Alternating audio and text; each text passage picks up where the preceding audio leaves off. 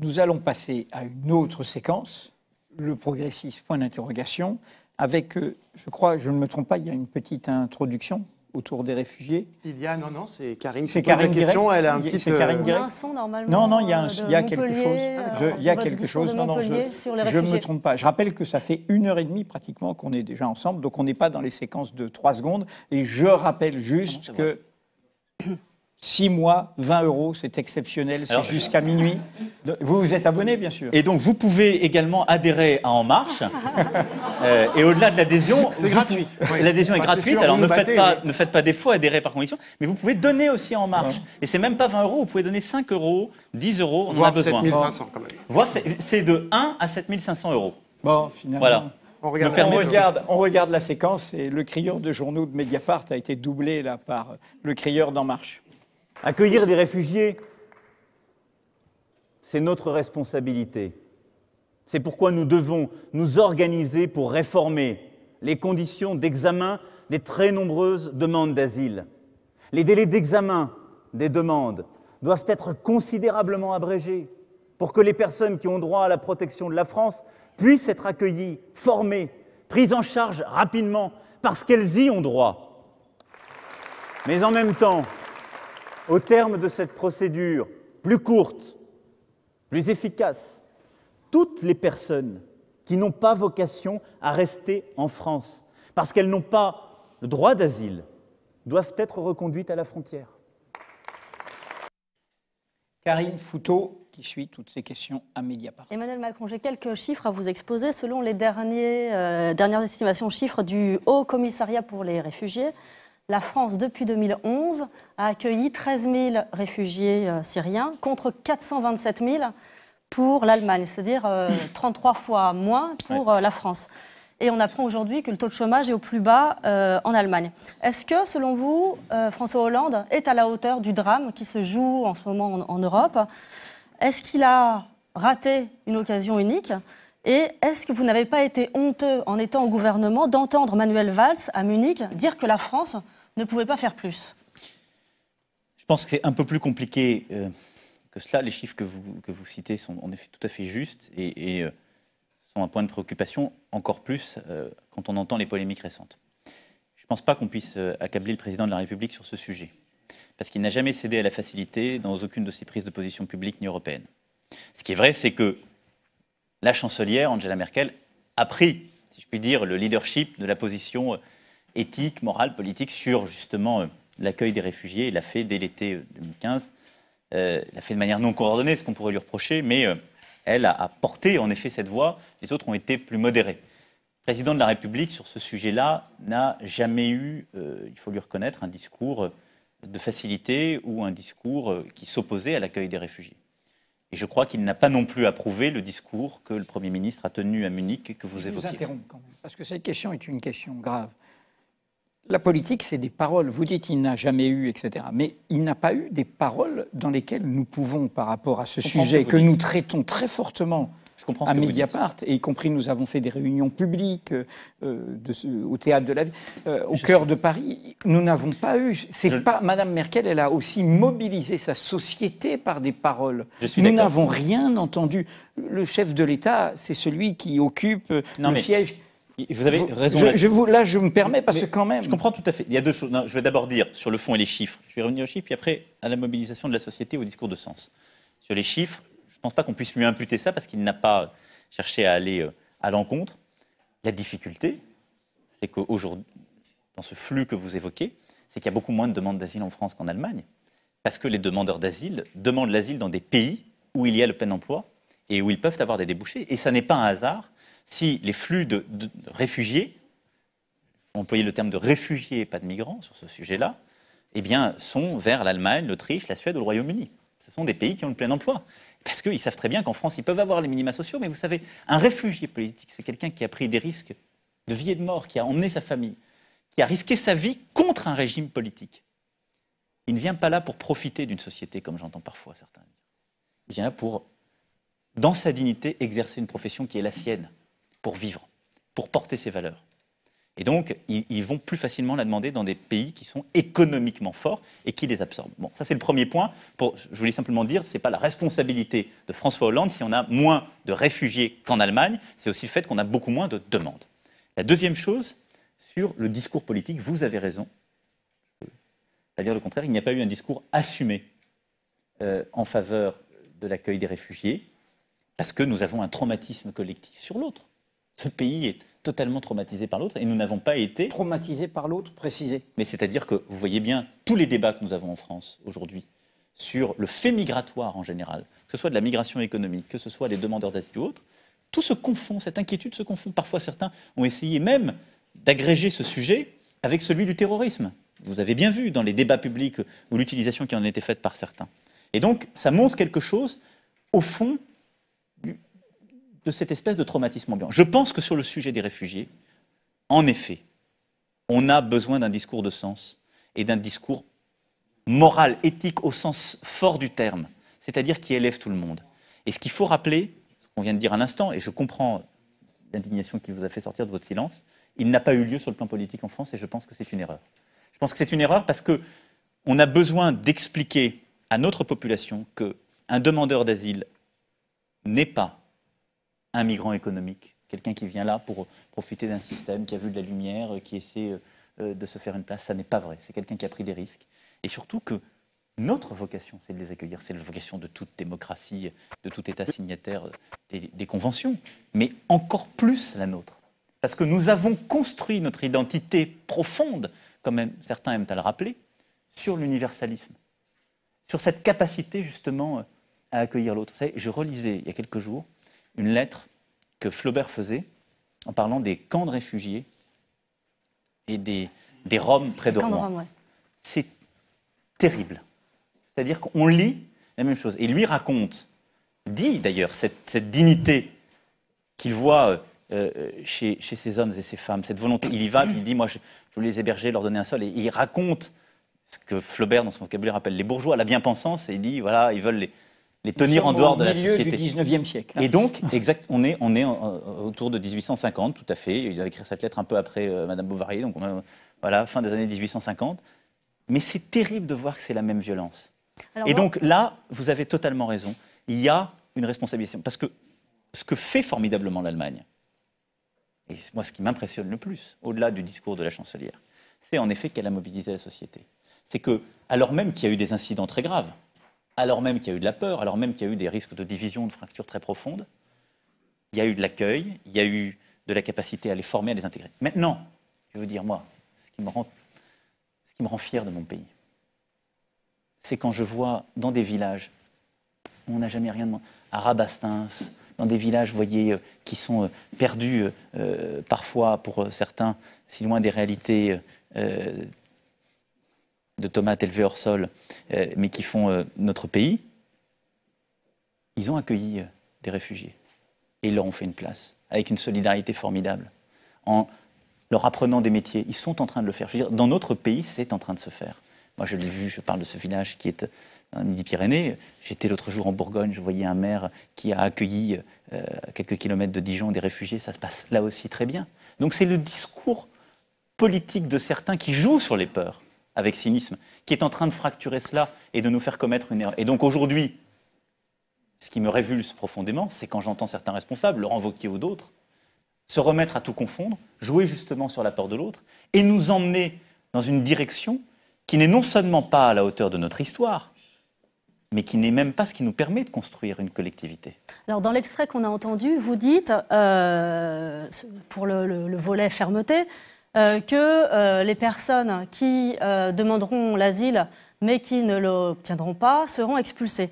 Là, si on regarde le cas de ce qu'on appelait le démantèlement de la jungle de Calais, il y a donc 5 à 6 000 personnes qui ont été envoyées dans ces centres d'accueil et d'orientation dont vous parliez, là, dans ces villages, principalement des Soudanais et des Afghans. La plupart auront certainement l'asile, mais une partie sans doute non négligeable également n'aura pas le droit d'asile. Est-ce que ça veut dire que la France renverra des Soudanais et des Afghans dans leur pays d'origine? Alors, d'abord, c'est important de faire ce distinguo, parce que si on se met nous-mêmes à tout confondre et dire c'est le même droit pour tout le monde, le discours que je viens de tenir s'effondre.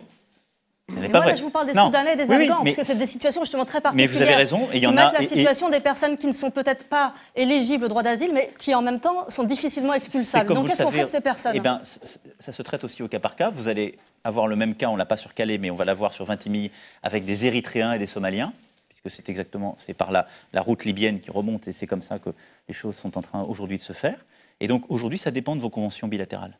Aujourd'hui, ça dépend de vos conventions bilatérales. La France, pour l'instant, ne retourne pas... C'est pour ça que sur les cas très précis que vous évoquez, on regardera au cas par cas. Je n'ai pas c'est regardé au cas par cas par l'OFPRA et les services du ministère de l'Intérieur. Mais ça dépend, en effet, c'est géré par l'État. À partir du moment où ils sont là, vous ne pouvez pas les ramener en train ou en avion et les lâcher au-dessus de ce pays, comme j'entends certains parfois le proposer. Donc ça dépend, au cas par cas, de ce qui est fait, de ce qui est décidé. Mais en tout cas, on ne peut pas confondre celles et ceux qui arrivent pour des raisons de demande d'asile, donc de réfugiés politiques, enfin de réfugiés, pardon, sans large du terme, et celles et ceux qui sont dans des situations de migration économique ou autre. Je pense qu'il faut faire ce distinguo. Après, la capacité à reconduire, elle dépend de vos conventions bilatérales, et elle est parfois pas simple. Ensuite, le point important dans ce que je disais et que vous avez rediffusé, c'est la rapidité de traitement. Parce que la grande difficulté, c'est comme dans le discours public, on confond tout. Et je pense qu'on ne se sert pas à tout confondre, c'est pour ça que j'ai fait ce distinguo. Et qu'en même temps, les procédures sont relativement longues, quel que soit l'extraordinaire dévouement de l'OFPRA, des services du ministère de l'Intérieur. On a des gens qui se mettent en situation absolument terrible, qui deviennent sans domicile fixe, qui du coup s'installent dans des situations de très grande précarité économique et sociale, avec des situations absolument abominables qu'on est en train de voir, qui ont été relatées ces derniers jours, de quasi-concurrence dans la pauvreté ou dans la misère sociale entre des SDF qui sont là depuis longtemps et ces derniers. Donc ça, c'est inacceptable. Et donc là, c'est de l'organisation collective, mais on doit accélérer ces procédures, c'est ce que je disais, et sans doute d'ailleurs les déconcentrer. Mais vous savez, il y a une culture qui s'est installée où on considérait que faire attendre les réfugiés, ça allait les dissuader. Ça, je pense que c'est une énorme erreur. Parce que vous savez, quelqu'un qui parfois a perdu la moitié de sa famille dans des conflits terribles, qui a vécu les pires humiliations, qui s'est vu mourir 10 fois, c'est pas parce qu'on lui fera faire la queue 10 jours, 15 jours, 20 jours de suite, à 5 heures du matin, devant telle ou telle préfecture, ou qu'on l'humiliera, qu'on le fera partir. Celui-là, il tient non seulement à la vie, il tient à sa liberté et sa dignité. Je vous propose d'écouter un extrait de ce que vous avez dit, on change de sujet. Sur la laïcité, maintenant, c'était également à Montpellier, il y a quelques semaines. La laïcité, c'est un texte de tolérance. Elle est faite pour permettre à chacun de s'intégrer dans la vie en commun. Pas pour mener une bataille contre telle ou telle religion en particulier. Mais aujourd'hui, le problème, ça n'est pas la laïcité. C'est pour cela que vous ne m'avez jamais entendu prendre part à certains débats qui voulaient, au fond, mettre la laïcité à tous les plats, quels que soient les sujets. Non, le cœur du débat qui est posé à notre société, il faut le regarder en face. C'est l'islam. Alors peut-être en dire un peu plus sur votre conception de la laïcité, parce que de fait, elle est assez différente de la plupart de vos collègues, si ce n'est au gouvernement, en tout cas au sein de la classe politique. Vous insistez sur la liberté de conscience et sur le rôle de l'État comme garant de l'exercice libre des cultes, plus peut-être que sur les interdictions qu'il faudrait apporter à tel ou tel. Vous êtes favorable même à des accommodements, qui est un terme que vous êtes l'un des seuls à utiliser. Donc c'est un peu ce qu'on entend du côté du Canada. Par exemple, à l'école, vous considérez qu'on peut tout à fait accepter des menus sans porc, sans que ce soit extraordinaire, que également on peut accepter que les professeurs évitent de mettre des contrôles peut-être le samedi. De la même manière, ce discours qui finalement correspond, et assez classique, qui correspond au socle de la loi de 1905, est minoritaire, à droite comme à gauche. Qu'est-ce qui bloque, à votre avis, là-dessus? Pourquoi vous n'arrivez pas à faire entendre cette conception de manière un peu plus étendue? J'espère que je la fais entendre et surtout j'espère que pourquoi elle ça bloque pourra auprès agréger. du reste des responsables politiques? Je vous remercie d'ailleurs du résumé que vous venez de faire et de cette conclusion, parce que vous avez raison. Je crois, en tout cas j'essaie, d'être exactement dans le droit fil de la laïcité de 1905. C'est exactement ma ligne. Vous avez tout à fait raison. Et donc, je ne me retrouve pas dans un discours qui, chez certains, est ce que j'appellerais du laïcisme. C'est-à-dire qu'il veut faire de la laïcité... Vous dites une laïcité revancharde, oui. Un peu en Alors, pensant ça a été mal Manuel compris par Valls. certains qui ont pensé que ce faisant, je qualifiais la laïcité elle-même de revancharde. C'est pas ce que je dis du tout. Non, celle plutôt portée par Manuel Valls, au par fond, exemple. Qui est celles et opposée ceux, de- oui, celles et ceux qui pensent qu'il faut étendre le domaine de la lutte et qu'il faut changer les règles de la laïcité pour aller combattre un monothéisme. Je crois que c'est une erreur profonde. C'est une erreur profonde. Moi, je crois à la laïcité de 1905. La laïcité de 1905, elle fixe des limites. Bon. Pourquoi ? Pour la liberté de conscience. Elle protège le corps social, en quelque sorte, d'une emprise religieuse, mais elle permet à chaque individu dans son intimité d'avoir son rapport à la religion. Et donc, c'est ce que j'ai à plusieurs reprises évoqué, moi je considère que le rôle de la République n'est pas de rentrer dans l'intimité des individus, leur expliquer quelle religion ils doivent avoir, ni de les empêcher, ni de leur dire c'est mal, ou tu dois l'avoir, tu l'as un peu trop ou pas assez, c'est pas une affaire. Modéré, discret, Ce sont des vocabulaires qui, à mes yeux, ne correspondent à rien, parce que je n'ai pas, moi, à prescrire un mode d'exercice religieux pour l'individu lui-même. Par contre, j'ai à m'assurer que la liberté de conscience est préservée. Bon. Donc, moi, je crois à la loi de 1905, à ces équilibres de la laïcité, qui est, je le rappelle, et c'est des très beaux textes, en particulier de Briand à l'époque, et de quelques autres, un texte de liberté. La laïcité, c'est une liberté. Pourquoi cette parole est minoritaire ? Finalement, c'est un Mais échec. parce que je pense qu'il y a... de votre J'espère camp. que non, parce que la bataille n'est pas finie. Si les laïcistes gagnent en mai prochain, je pourrais vous dire que j'aurais perdu cette bataille. Je pense qu'elle n'est pas perdue. Parce que, au fond, ce n'est pas la laïcité dont les gens parlent ce faisant. Ils parlent de leur rapport à l'islam. Ils parlent de leur rapport à l'islam. Mais vous dites même, Oui. vous dites quand même dans ce discours, J'allais vous venir, terminez en disant justement le problème c'est l'islam. Non, j'ai dit le sujet. L'enjeu principal. Oui. Oui. Non, mais l'enjeu c'est l'islam. Mais c'est vrai. L'enjeu, c'est l'islam. Pourquoi ? Parce que... Non, mais est-ce que là, en revenant là-dessus, parce que finalement, ça, c'est un discours que vous n'aviez pas forcément au début, Mais parce que quand vous êtes entré en campagne, enfin, ou en supposée campagne, est-ce que finalement, ce retour un peu là sur l'enjeu principal, quand même, vous dites pas problème, hein, c'est vrai, on notera, l'enjeu principal, est-ce que... Mais on entend finalement, le pas- problème, c'est voilà, pour ça est-ce que je l'ai dit. Non, mais Tout le monde entend le Est-ce que problème. finalement, vous, acculé par les accusations de Pas du tout. laxisme, vous Non. vous sentez pas obligé de Pas- revenir un peu là-dessus Pas quand une même seule seconde. Et je vais vous Allez-y. dire, d'abord parce que je crois très profondément à la laïcité telle que définie en 1905, parce que ce que vous disiez très bien sur les exemples que j'ai pu citer du contrôle à l'école, moi j'ai été en primaire à la communale. J'avais des jeunes garçons et jeunes filles avec moi qui étaient de confession musulmane, qui sont sans doute les parents de certains qui aujourd'hui sont parfois dans des logiques plus dures. L'école communale a toujours fait ça. Enfin, moi, je me souviens très bien qu'à la cantine, on s'arrangeait. On a toujours permis de pouvoir manger autre chose que le porc. Les écoles de la République ont toujours permis que le samedi, on puisse s'arranger pour ne pas mettre les concours ou les examens les plus importants quand il y avait des jeunes filles, des jeunes garçons de confession juive à qui ça posait un problème. C'est l'intelligence collective, parce que la laïcité, ce n'est pas un texte qui exclut. Et donc, là où je défends ce point de vue, c'est qu'en plus, c'est plus efficace. Et je pense que ceux qui utilisent la laïcité comme un combat contre l'islam se trompent très profondément. Parce que là aussi, ils excluent de l'espace républicain celles et ceux qui se reconnaissent dans la religion musulmane. Et donc, là encore une fois, ils les assignent à résidence et ils les font sortir. Qu'est-ce qui se passe pour un jeune garçon dont les parents sont peut-être pas d'ailleurs des gens qui sont très religieux, mais qui revient le soir et il dit « ils m'ont obligé à manger du porc » ou « je n'ai pas pu manger à la cantine parce qu'il n'y a pas de porc » et là vraiment... Ou un jeune enfant d'ailleurs de confession juive qui se voit mis dans un lycée où tous les contrôles sont le samedi matin. Ben, on le sort de l'école républicaine. Mais il y en a des milliers de cas comme ça. Et encore une fois, ça ne concerne là pas que l'islam. On le sort et il va dans une école privée, sous contrat ou pas. Et là, une déprise avec la République se construit. Ça, c'est une erreur fondamentale. Et donc sur ce sujet, et je reviens à l'islam, il ne faut pas tout confondre, la laïcité, il faut la laisser à sa place. Le sujet qu'on a ensuite, c'est le rapport entre l'islam et la République. Et ce rapport n'est pas le même que les autres monothéismes, parce que c'est le fruit de notre histoire réciproque. Parce que d'ailleurs, la loi de 1905, elle vise beaucoup plus la religion catholique et la religion juive que la religion musulmane, et parce que nous-mêmes, nous avons construit notre rapport. Fait colonial, en l'occurrence. Mais parce que, historiquement, parce ils que- sont oubliés mais parce qu'il y comme a souvent, le fait colonial. Comme souvent, nous avons construit une série de frustrations réciproques. Et donc, nous avons construit notre rapport à l'islam du temps du colonialisme, et d'ailleurs avec une organisation qui est encore post-coloniale, puisque nous avons une relation consulaire avec la religion, puisque je rappelle que nous faisons venir des imams chaque année d'Algérie, du Maroc et de Turquie, qui sont les 3 pays avec lesquels nous avons cette relation de type, on appelle ça consulaire, enfin qui est pour les 2 premiers très clairement sous cette emprise-là. Mais de l'autre côté, l'islam, pour partie, dans certains quartiers, c'est lui-même, est en train de se structurer. En tout cas, l'islam est utilisé par certains pour construire une forme de sécession par rapport à la République, sur le plan culturel, sur le plan de l'idéologie.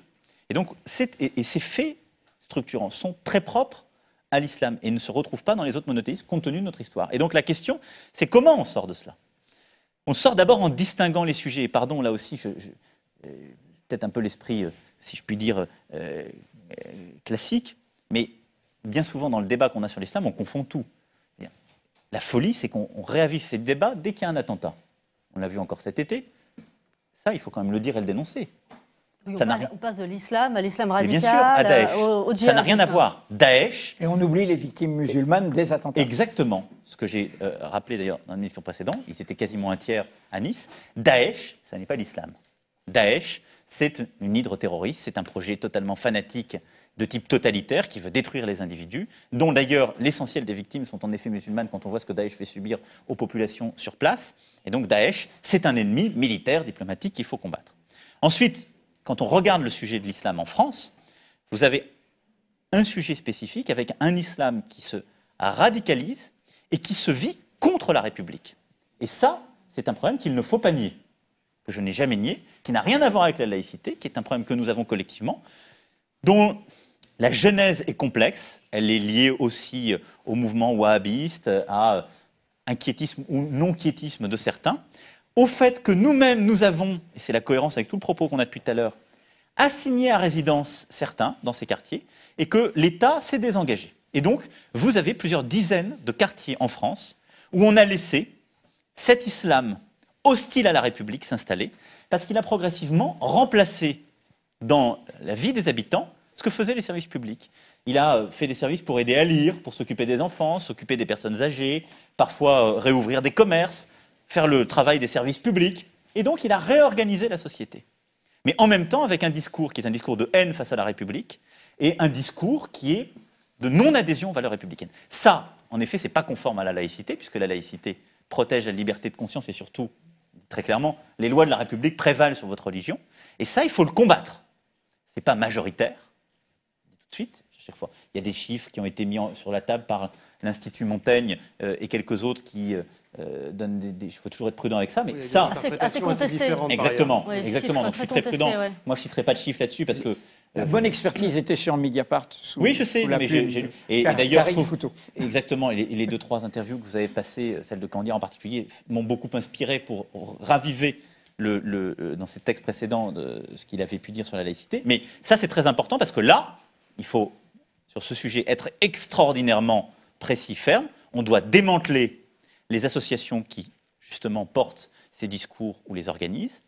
Et on doit, en même temps, remettre de la présence républicaine. Alors, et donc, remettre... Et ça, c'est pour moi extrêmement important. Et donc, réinvestir. Et puis après, vous avez tout le reste de l'islam en France qu'il faut aider à s'organiser.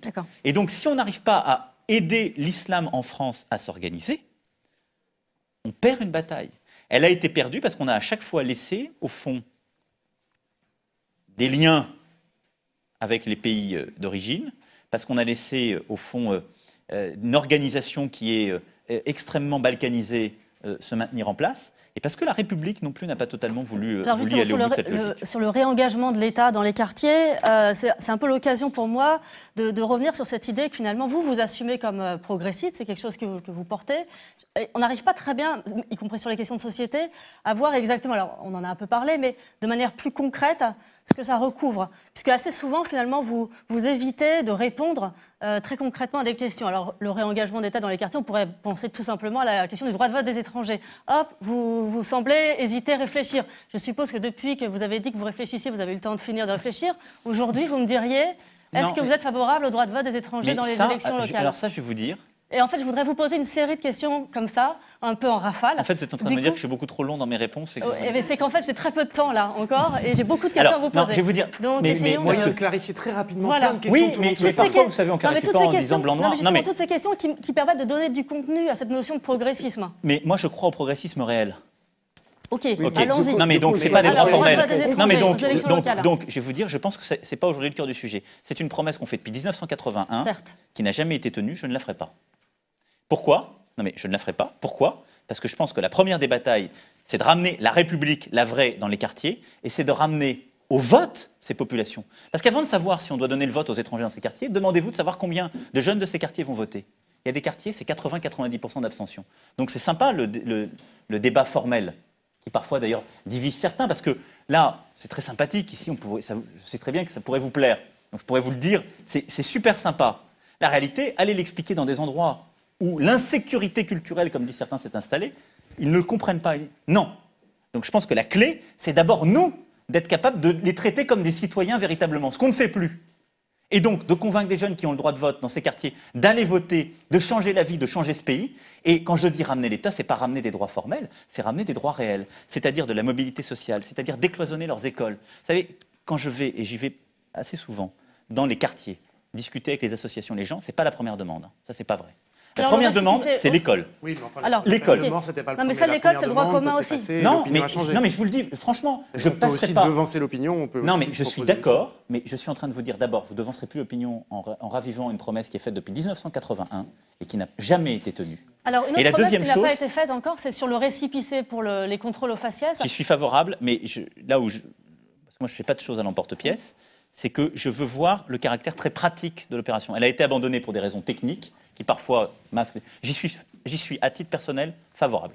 Alors, je change. Et donc, hein, et donc là-dessus, je souhaite qu'on puisse avancer. Mais ce que je veux vous dire, c'est que pour les jeunes de ces quartiers, honnêtement, la clé de la réponse, elle est comment ça se passe à l'école. Est-ce qu'à l'école, et moi c'est à chaque fois ce qu'on me demande, est-ce que nos enfants, ils seront jamais mélangés avec des têtes blondes, ils n'auront pas droit d'avoir accès à certaines options, etc. Ce qui est la réalité. Donc, est-ce qu'on a une politique de mixité sociale scolaire, de possibilité d'accéder aux écoles de centre-ville, des jeunes qui naissent dans ces quartiers, de possibilité d'avoir une offre pédagogique différenciée pour ces lycées qui font que les fameuses classes bilangues dont on a beaucoup parlé, moi je suis pour les faire, par exemple, à Léonard de Vinci, à la Paillade, parce que vous aurez des têtes blondes à ce moment-là du centre-ville qui viendront parce qu'elles voudront la classe bilangue. Vous voyez, ça c'est la vraie République, c'est ça ce qu'ils veulent. Hein. Les gens qui vivent là-bas. La deuxième, ce soir, quand on nous pose des questions, on a des réponses, et ça, c'est super. Et dernière question en rafale, toujours sur le cannabis, c'est pareil, vous deviez y réfléchir. Oui. Est-ce que vous vous êtes fait une opinion sur la légalisation du cannabis? Non, pas définitive. J'y suis, je vais vous dire les intérêts que j'y vois et les précautions que j'ai à ce stade. Et encore une fois, parce qu'il y a des choses qu'on mature, et je préfère plutôt que dire une chose et y revenir, et être très transparent. De manière évidente, dans beaucoup de quartiers en particulier difficiles, le trafic de cannabis nourrit une économie parallèle, etc. Et ça plaide plutôt pour le dépénaliser. De manière évidente, et quand on parle même aux forces de police, quand on parle aux magistrats, le fait que ce soit pénalisé, ils nous disent deux choses. Un, ça vient thromboser le flux, et donc ça vient à la place d'autres affaires beaucoup plus importantes. Et deux, la réponse pénale n'est pas la plus efficace. Les acteurs de santé également. Et trois, alors c'est là. Donc après, où sont mes réserves? Ce qui fait que je ne suis pas totalement... Mais je m'exprimerai sur ce sujet, mais je vous dis de manière très transparente où j'en suis. Mes réserves sont de deux ordres. Un, celles et ceux qui en même temps, force de l'ordre professionnel, vous disent si vous le dépénalisez, il y aura un déport vers les drogues plus dures, parce que ce sera plus rentable à ce moment-là, plus profitable. Et donc l'économie parallèle changera en quelque sorte de nature de biens échangeables. Et donc vous ne réglerez pas le problème, vous allez au contraire le criminaliser davantage. Bon. Et la deuxième, c'est celle aussi, partons de certains addictologues, qui vous disent que malgré tout, ça continue à poser un problème de santé publique. Donc là-dessus, je ne suis pas aujourd'hui... voilà, je vous dis que c'est un sujet qui pour moi est ouvert parce que j'en vois les intérêts, mais c'est un sujet sur lequel je n'ai pas finalisé ma réflexion. Est-ce que ce n'est pas un sujet sur lequel, effectivement, vous ne voyez pas non plus un positionnement progressiste, un intérêt électoral très net? Mais comme ça ne vous a pas échappé depuis tout à l'heure, j'essaie de ne pas construire les choses comme un intérêt électoral. Pourquoi? Parce que celles et ceux qui font ça finissent toujours par se faire bloquer par ce genre d'approche. Parce que les gens ne sont pas saucissonnables en clientèle. Je pense que d'abord les gens, les Français, les Françaises, ont une conscience citoyenne bien plus importante que ce que les politiques peuvent avoir en tête. Donc ils comparent les choses et ils voient assez vite le clientélisme. Et la deuxième chose, c'est que je crois à la cohérence, à la fois pour convaincre et surtout pour faire. Avant que nous Merci à vous. rejoignions donc